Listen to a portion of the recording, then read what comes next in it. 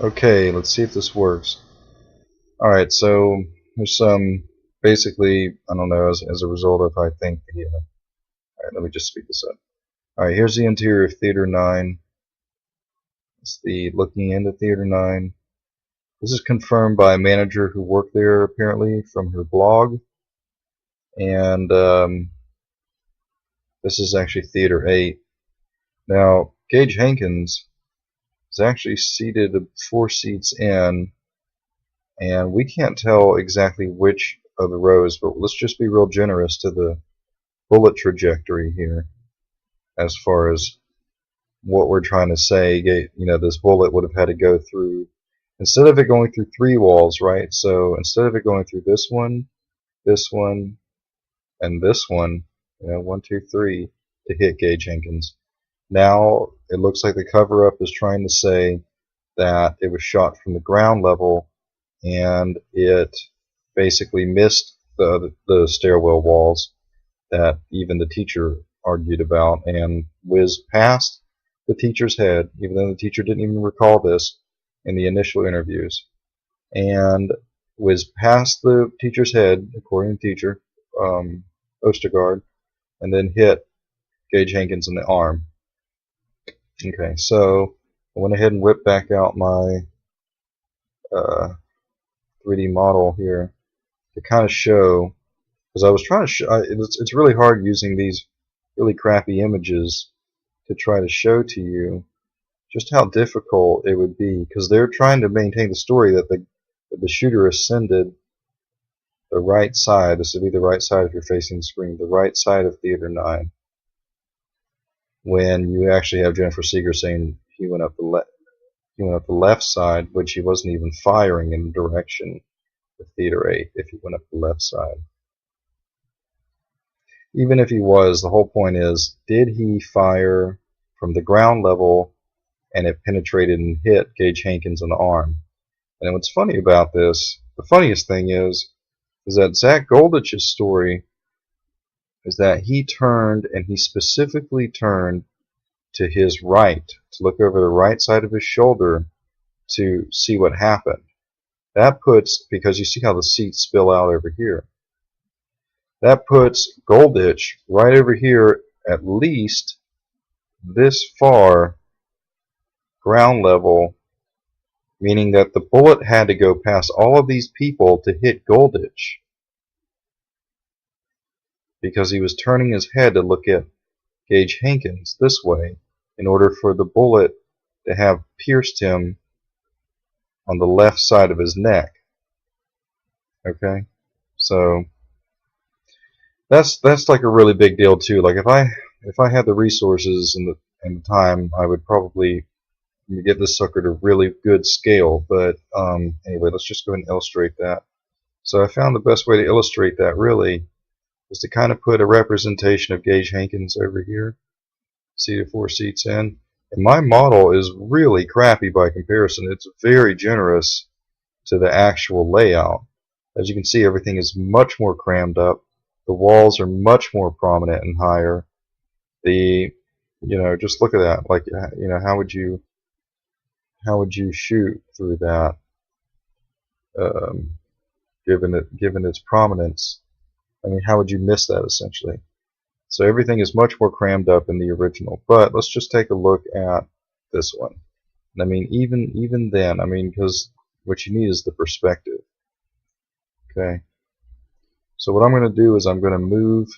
I've got a red line. Sorry, there are other red lines here. But there's Gage Hankins right up here. I guess I need to select him.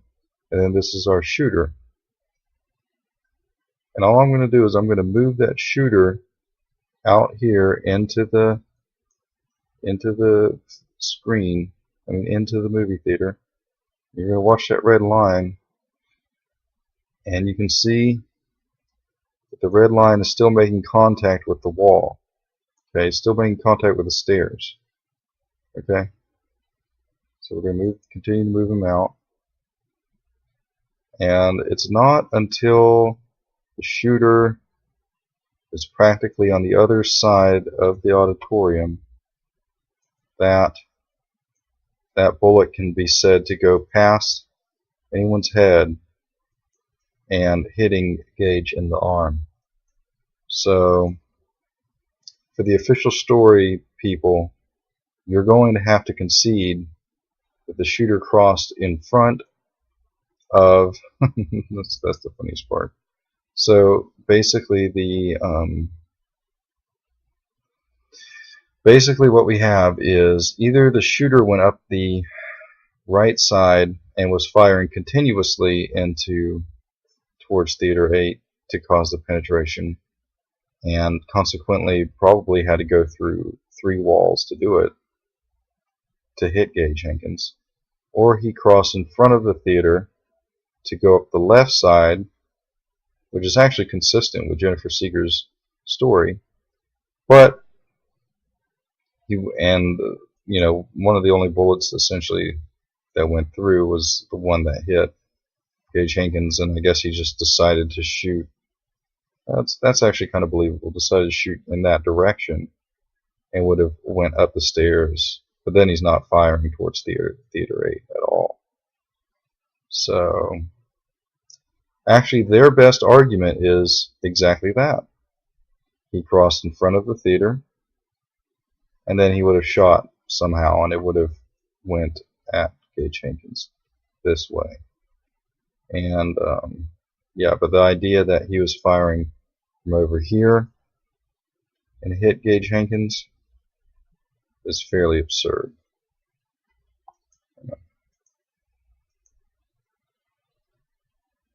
Yeah.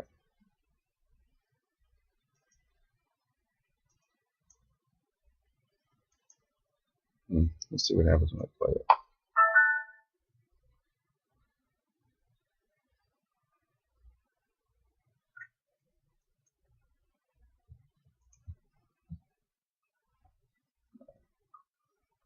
By the way, he was short. He was also short.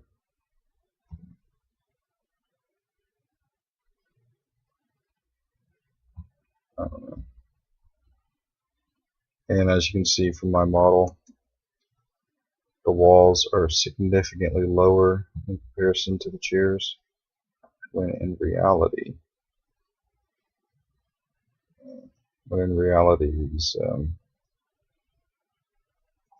chairs are literally being swallowed up by these walls.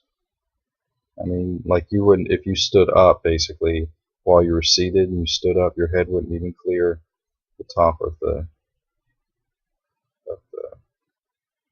thing. Let's see, this recorded. We were in Theater 8. We were sitting on the right side of Theater 8, we had a wall for the stairway and then another wall for the hallway. The next door was Theater 9, which is where the shooting happened. To the right of us, right by the stairwell, all 12 of us heard hissing and then started seeing smoke, and we heard saw a boom and a flash. At that point, we heard what we thought were firecrackers. We honestly thought there was a bunch of kids just throwing firecrackers in the movie theater, or it could be weird special effects that the movie thought would be interesting. During the firecrackers, one of my 18-year-old kids shouted out that he was hit. If I had one wish, which I'm sure we won't be able to see till after the court case is over, is what Theater 8 looks like right now. Because I think for me, that would help me kind of figure stuff out in my head of what really happened. Like, are the walls, like they said, are they really are there holes through the walls from where the gunman shot? Is part of the stairwell really like blown off like I thought I saw, like, because I saw an explosion. So what really happened? Because it was dark in there. Like, that's what I'd like. If there's one thing I wish I could see, that's what I'd like, and I'm hoping I can one day, because I think it would help me with my process too, to understand what happened for me.